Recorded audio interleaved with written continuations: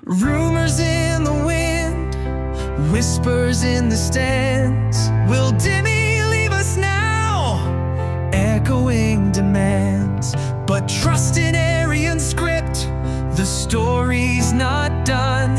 He'll rise, prove his worth when the battle's begun.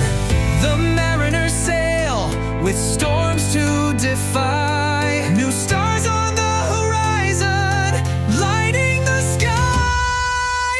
One or two foreigners, top class they say.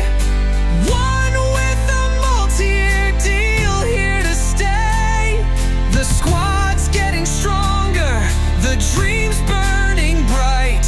In green and maroon, we'll fight for the light.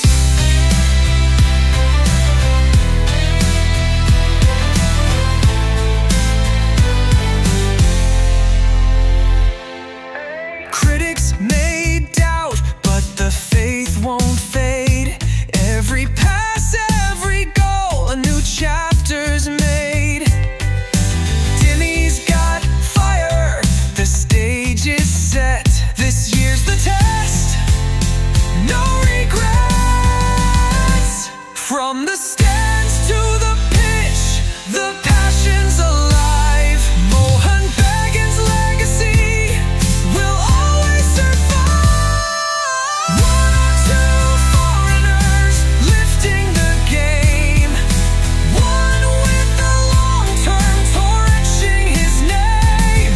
The doubt turns to hope, the worries will cease.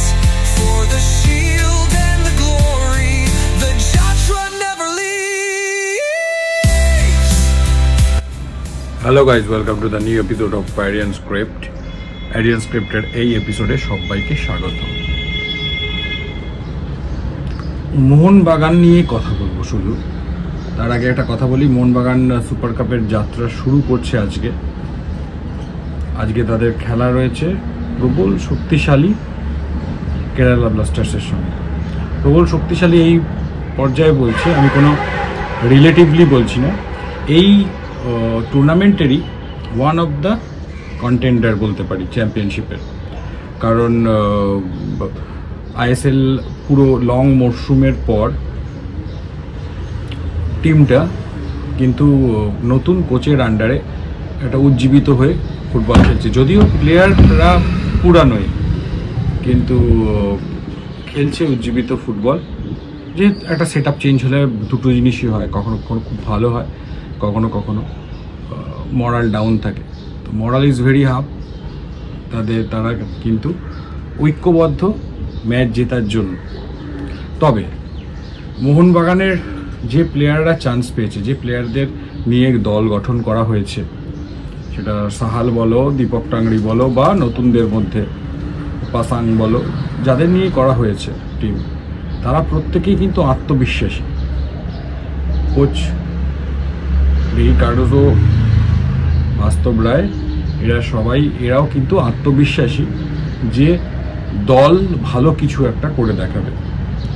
তো দেখা যাক ম্যাচটা কিরকম দাঁড়ায়। যদি ধারে ভাড়ে বলেন, ধারে ভাড়ে অবশ্যই ভাবে কেরালা ব্লাস্টার্স এগিয়ে আছে মোহনবাগানের এই দলটার থেকে। তবে মোহনবাগান যদি খুবই কার্যকর ফুটবল একটা খেলতে পারে, ফল কিন্তু ভিন্ন রকমও হতে পারে। তো একবারে ডাইরেক্টলি আজকের টপিকে একটুখানি ঢুকে যাই এবার।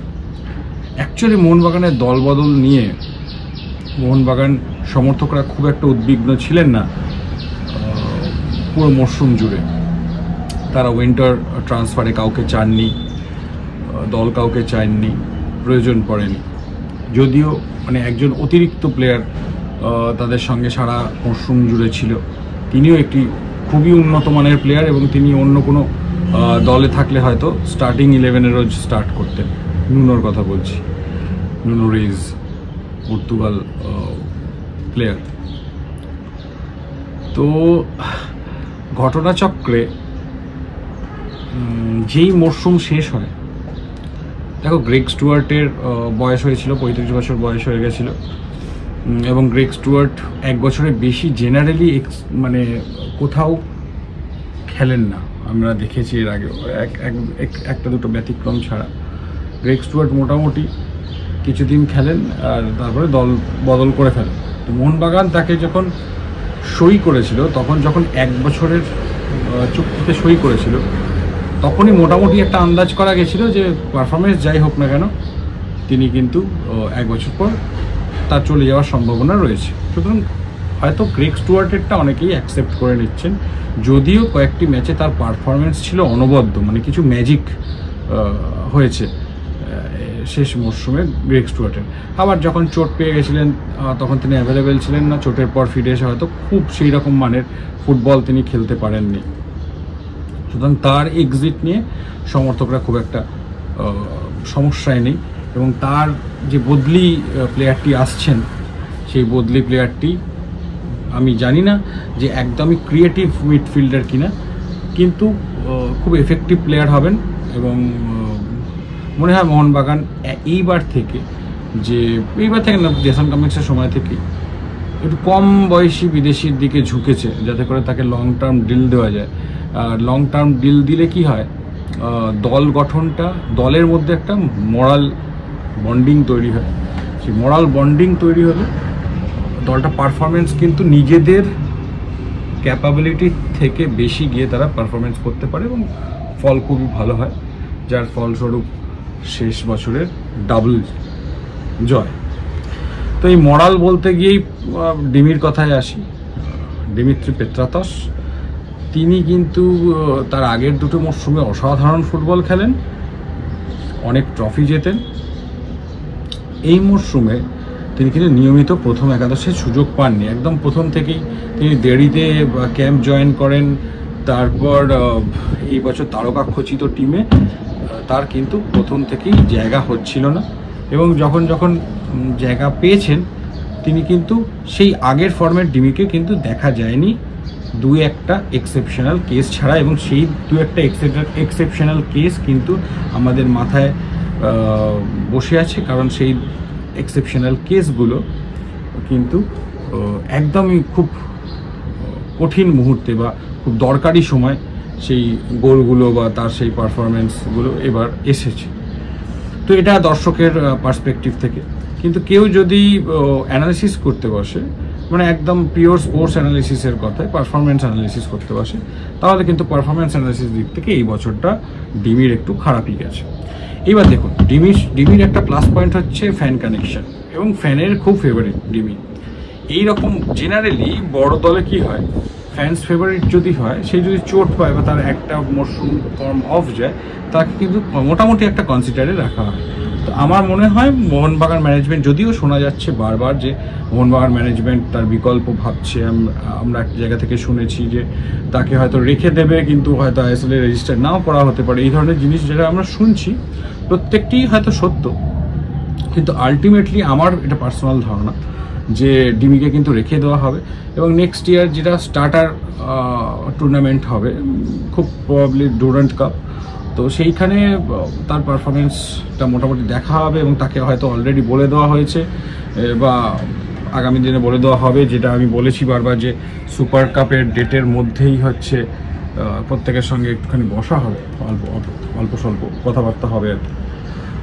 তো যাই হোক, আসল কথায় আসি যে তাকে হয়তো বলে দেওয়া হবে যে তার পারফরমেন্সটা কিন্তু সেই সময় থেকে শুরু থেকেই করতে হবে। তো ক্যাম্পে হয়তো পরের বার আর্লি জয়েন করবেন টিমি, বা প্রথম থেকে বা টাইমলি জয়েন করবেন।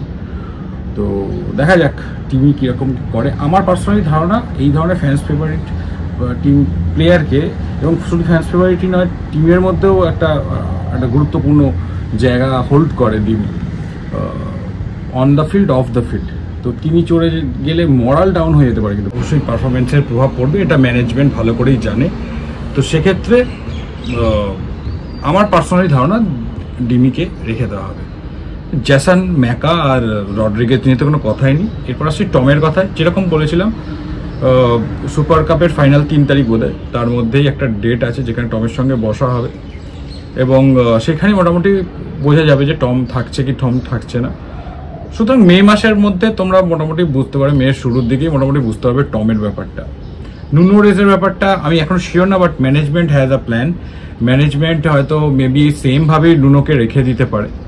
তার মানে আমাদের ইনক্লুশন হচ্ছে যেটা মোহনবাগানের ক্ষেত্রে, সেটা হচ্ছে গ্রেগ স্টুয়ার্টের একটা বদলি আসছেন, যেটা বললাম আমি, একটা কম বয়সী প্লেয়ার আসতে পারে যার সঙ্গে একটু দীর্ঘ মেয়াদি চুক্তি হতে পারে টিমটার মরালিটি, টিমটার স্টেবিলিটি বজায় রাখার জন্য।